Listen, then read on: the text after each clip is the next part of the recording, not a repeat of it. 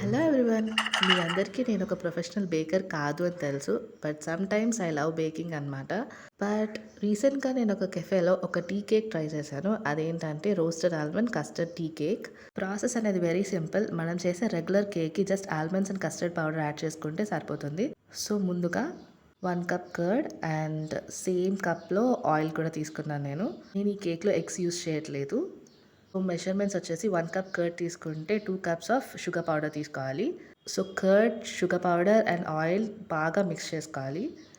ఎలాంటి లంప్స్ లేకుండా ఈ మిక్చర్ అంతా మిక్స్ చేసేసుకున్న తర్వాత ఈ డిష్‌కి star item custard powder add చేసుకోవాలి. అలాగే కొంచెమంత వెనిలా ఎసెన్స్.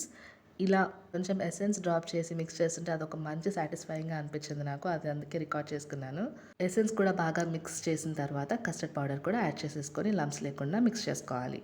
ఆ తర్వాత 4 కప్స్ ఆఫ్ ఆటా యాడ్ చేసుకున్నాను నేను. కావాల్సినంత మిల్క్ వేసుకొని మిక్స్ చేసుకోవడమే.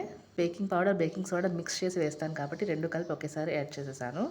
అండ్ ముందుగా రోస్ట్ చేసి పెట్టుకున్న ఆల్మండ్ పీసెస్ కూడా యాడ్ చేసుకొని బాగా మిక్స్ చేసుకోవాలి. ఆల్రెడీ డస్ట్ చేసుకున్న కేక్ ప్యాన్‌లో వేసుకోవాలి కేక్ మిక్స్చర్. ఒకసారి తీసుకున్న తర్వాత ఎలాంటి లంప్స్ లేకుండా ప్యాన్‌ని సెట్ చేసుకొని లాస్ట్‌లో కొంచెం అన్ని రోస్టెడ్ ఆల్మండ్ పీసెస్ వేసేసుకొని ప్రీహీట్ చేసి పెట్టుకున్న కుక్కర్‌లో పెట్టుకోవాలి. 35-40 మినిట్స్ బేక్ అయిన తర్వాత మన కేక్ రెడీ. రెసిపీ డీటెయిల్స్ క్లియర్‌గా డిస్క్రిప్షన్‌లో యాడ్ చేస్తాను. అయితే మన కేక్ రెడీ అయిపోయింది కాబట్టి ఇంకెందుకు లేట్, మీడియం పీసెస్‌గా కట్ చేసుకొని సర్వ్ చేసుకుందాం.